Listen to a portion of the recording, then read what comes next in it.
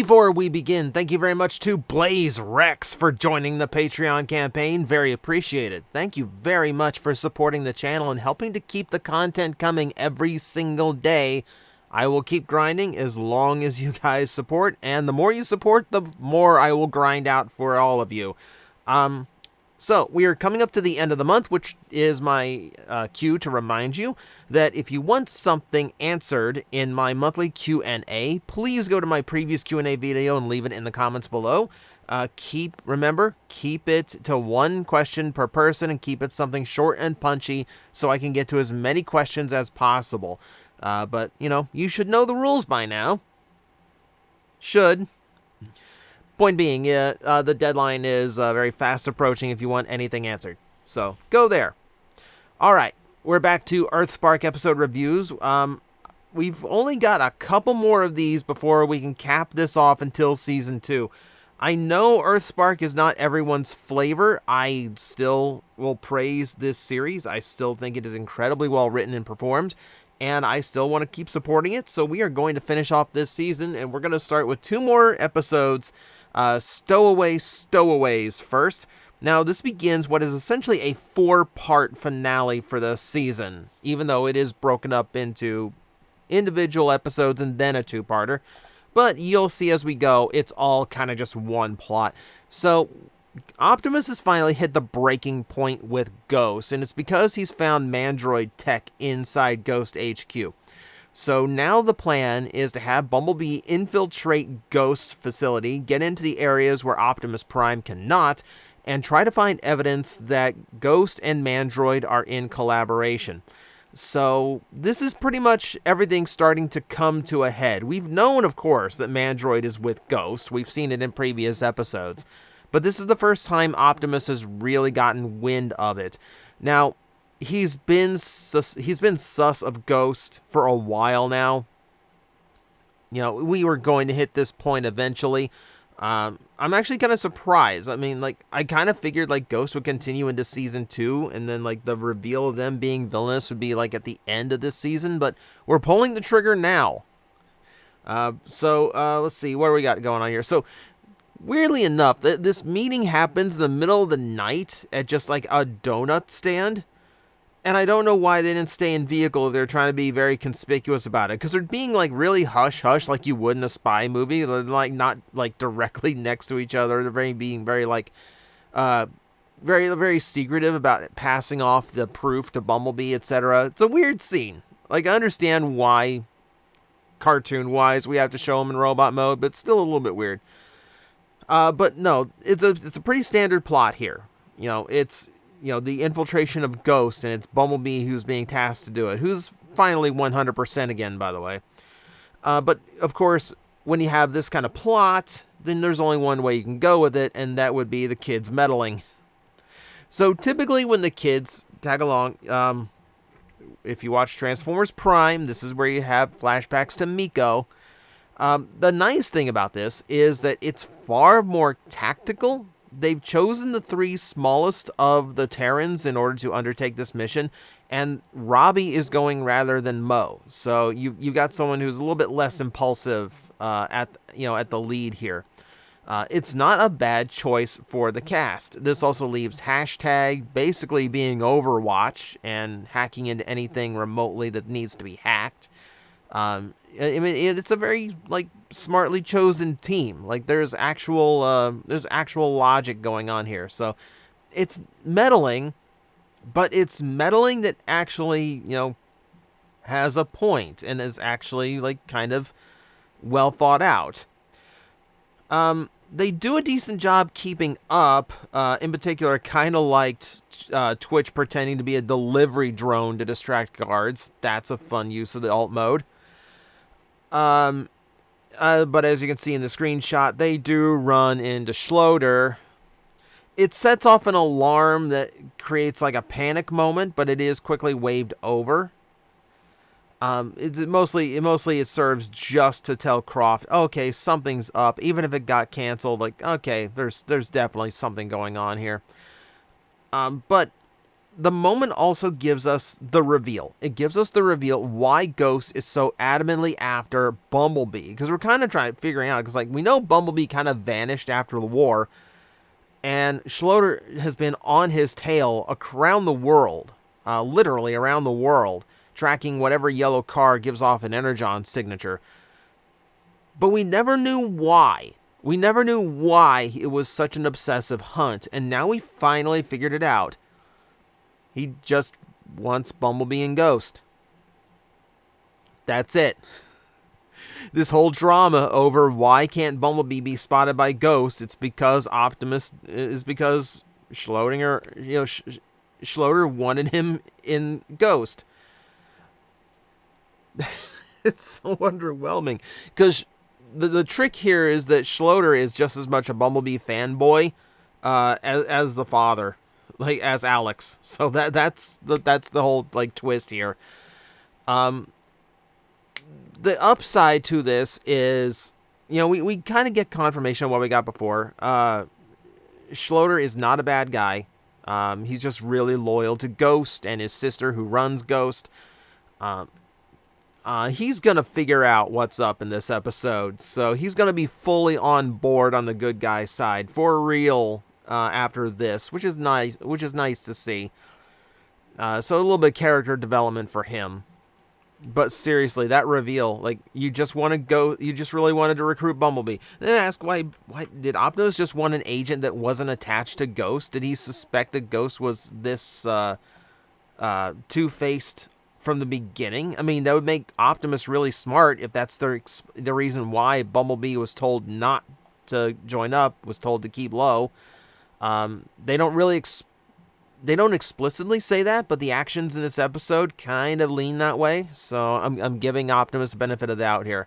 I'm just going to go with he was just really thinking ahead. There's also a lot of fun in this episode, I will say.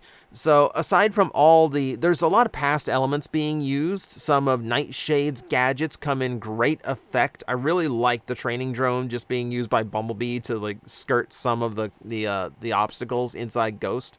And I really like the pulls from previous episodes. Aside from the drone, we also have what you see here, the cave that Swindle escaped Ghost through. And we also get the elevator inside the Ranger Station, which is how the Maltobots access Ghost HQ. I love pulling those random elements back. It's a really great touch. Love when they actually reuse I love when a show's smart enough to reuse its elements like that. So you get a lot of spice. You get a lot of spy hijinks in this episode. It's a lot of fun. It gives the show and the episode a different feel than a lot of them. You're dealing with a lot more covert stuff rather than like big attention-grabbing, explosion fests. That's next episode. But yeah, like I said, things like the classics here, right? So like distracting guards, laser trap rooms. I mean, we had everything. We had everything. So this was fun. But of course, it all leads to something, and it's a pretty big reveal. It's a pretty huge reveal. Ghost salvaged the space bridge, the same one that was blown up after it launched the Earthspark into space. So Ghost is attempting to rebuild it. We figure out why later. We'll save that for the discussion of next episode. But it's a huge moment. And this is where Agent Croft finally just kind of takes the veil off and goes full villain. Schloeder is nice enough to let us know that her name is Karen. Of course she would be a Karen. We also find out that a lot of Ghost's heavy soldiers are actually called Goids. They are literally ghost droids, robots built by Mandroid, which means we don't have to feel bad about Autobots shooting them. And we can actually have a really, really big fight scene out of it. And actually a pretty good fight scene out of it, where the heroes are actually outmatched. They don't have the manpower or the firepower to deal with these numbers. So it leaves us in a spot where Bumblebee is captured by Ghost. The Maltos make it out through the space bridge with no idea where they are going to land.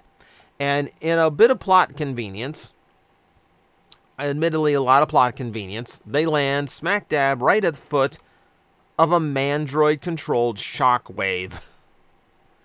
That's a heck of a cliffhanger for an episode. So this one kind of starts out slow because of the spy hijinks, because it's a lot of sneaking around Ghost Base and setting up for the huge reveal. Once the reveal happens, like, the intensity gets cranked up to 10. Because we got a lot more suspense going on. Now we got a lot more curiosity going on. We've got a full villain in Ghost now. And then, yeah, the escape sequence, this. It goes from, like, we're having fun with this spy motif to, oh no, everything's gone wrong. Oh no, everything's on fire now. Speaking of on fire, we need to talk about the Battle of Witwicky, because a lot of things get set on fire in this episode. We pick up right where the last one left off. Or more precisely, we probably pick up a little bit before all of this happened, because we get a scene where Croft and Mandroid are actually talking to each other. And it's not explicitly clear when this scene took place. It could have been before the events of the previous episode even happened. But the point being is that neither trusts each other. At one point, Karen, because she is a Karen now, she tries to backstab him, and so let's back up here. Mandroid gives her a remote, and the remote shuts off any robot that's wearing a ghost badge. So she tries to slap one on him without him realizing it. Doesn't work, and it basically just shows her who's, like, really in control here. He kind of just tosses her aside, programs the space bridge, and leaves, previously proclaiming he's finally found the cure to his ailment. And that's all we get. He walks through the space bridge, which is red now for some reason, and we get no explanation of it. It's just a lead up, and, you know, we just have to establish that Croft has this controller. And of course, this is just like the pre-title sequence. So this just kind of leads into things later. Because once we get away from the title sequence, then we have to get back to Shockwave. And everything's going wrong. Everything's going wrong. If there's anything scarier than Shockwave, it's a Shockwave that's being controlled by someone else, who's basically just mindlessly attacking everything. So that's basically what the episode devolves into. It's the crew that escaped the space bridge, fleeing Shockwave into Witwicky, and the other Maltobots actually coming to the rescue. And it takes all of them. We're back in the same downtown setting where Grimlock was running on Rampage, but there's way more collateral damage this time. Shockwave is just outright slaughtering everything in sight. Everything's on fire, cars are tipped over, the ground is ruined, you know, all that fun stuff. It's like a kaiju movie in here. It takes everyone. It takes all 5 of the Terrans to actually take down Shockwave, and the humans too. At one point, Mo actually uses her blade to slice the cable to Shockwave's arm, and it actually does shut off his laser. I'm like, okay, so the cable actually does something. This franchise has been around 39 years, and someone finally figured out stop Shockwave by cutting his power cable. Okay, credit to the writers. It's very little that hasn't been done in this franchise before. I don't remember anyone doing that. But the point is, it does take everyone to beat him, and then we deal with consequences. So this episode has kind of a sub theme going on, where the Terrans are just kind of realizing how they're looked upon by the rest of the world. So the kind of the rule here in the universe is, if you are not a known Autobot, then you are by default a Decepticon. So when 5 unknown robots start, you know, like, to an onlooker, doesn't look like they are helping to stop the destruction in the town. All they see is robots, things blowing up. They immediately cry Decepticon. Oh, and just conveniently, one of them is like a secret ghost agent who contacts HQ, which is how a whole platoon of them show up and start firing on the Terrans. In the process, one of the rockets misfire, like clashes off of Thrash's shield, and actually hits the van that Dot was driving. So we also have this big suspense moment of what's going on with her. We see that she's okay, but she gets stuck in Ghost's captivity. But it still does just kind of like push, just like the fact that, you know, these Terrans are completely new to the war. They're completely new to existence in general, but they're getting pulled into the Autobot and Decepticon war, even though it's already ended. Thrash in particular is getting really upset that this is not their fight, but they keep getting pulled into it. And it is. It's a big burden for a bunch of brand new Cybertronians. It's just kind of like the nature of how this world works. You got Autobots and Decepticons. If you don't look like one, then you're considered the other. I don't know. It's a harsh segment. It's a harsh segment. It's a necessary one in the story, but oof. We do cut back to the barn, however. They took Shockwave back to try and get Mandroid's chip off of him. And once they do, nothing really happens. Like, his cable's been reconnected, Shockwave is fully functional and aware again. He doesn't start attacking anyone. He doesn't go on a rampage. He's more focused on how Croft betrayed him and use that badge to override him. So he's very revenge focused. But again, he's not actually attacking the Terrans. I still like this narrative that's going on here, where a lot of the Decepticons encountering Terrans do not attack them on sight, do not consider them enemies. They don't have a grudge toward these essentially neutral Cybertronians. That's actually a pretty big thing. And I love that is an element to this, where it's not just indiscriminately like, oh, well, you're friends with the Autobots, well, you have to be terminated as well. No. Most of the Decepticons end up like kind of cool with the Terrans, and it's usually circumstantial like this. Shockwave needs the Terrans' help in order to like get his revenge. We find out there's a dome around Witwicky, so they can't contact anything outside, so all they're left with is whoever's inside. Shockwave pulls some cleverness here, but let's just admit that like when Shockwave is working with the good guys, the situation's bad. And it does lead to a fight scene. The fight scene happens on two fronts. There's the initial part where it is the humans in a super tense situation. At one point, Croft is actually threatening Dot's organic family if she does not turn over her inorganic family. And it leads to what you would expect from an action mom like Dot. It leads to a fist fight inside her own home. And it's a good one. It is a good one. They use some tools from they're very good at using the environment. The choreography for a human fight scene is actually really, really good in a scene where we've had nothing but robot fights so far. And a little bit of human on robot combat. Don't get me wrong. It is clear Croft is not nearly as well trained in hand-to-hand as Dot is, though. So Dot does get the upper hand. And that bleeds into the fight that's going on outside, which is all hands on deck, lots of ghost robots surrounding the barn, and and what happened previously. So Shockwave asked Hashtag to use her built-in satellite to use an old Decepticon frequency to contact Megatron for help.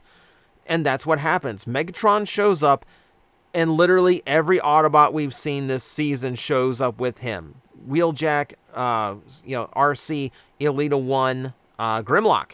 Everyone's back. At least everyone I can remember offhand. They are all back.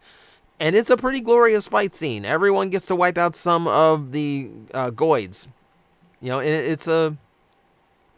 It's kind of a feel-good fight where the heroes are like just 100% in control of the situation. You get little hits of moments here and there. Grimlock and Jawbreaker teaming up now that they're both rational Dinobots.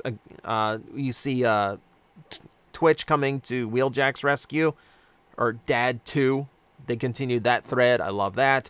Even Shockwave and Megatron kind of like put differences aside and teamed up again for this fight. Like, there's a lot of really good little character moments. But we're having fun. And we can't have fun for too long. Croft hits her little remote. Everyone outside of Shockwave and the Terrans immediately shuts down.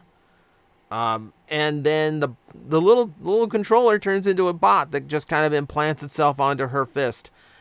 So she gets this really like freaky, energon glow to her.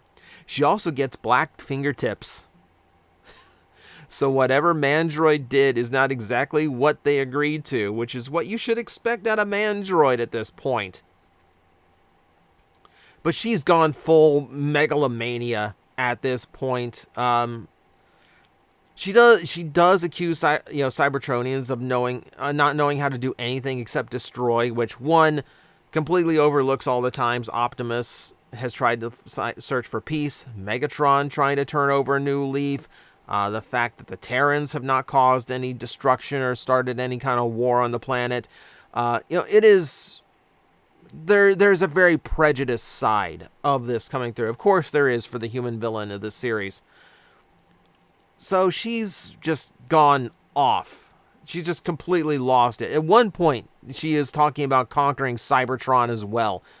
Okay. Now we're after conquering worlds. Now, you're just a little government agency that can barely control one tiny little town. How are you going to take over an entire planet?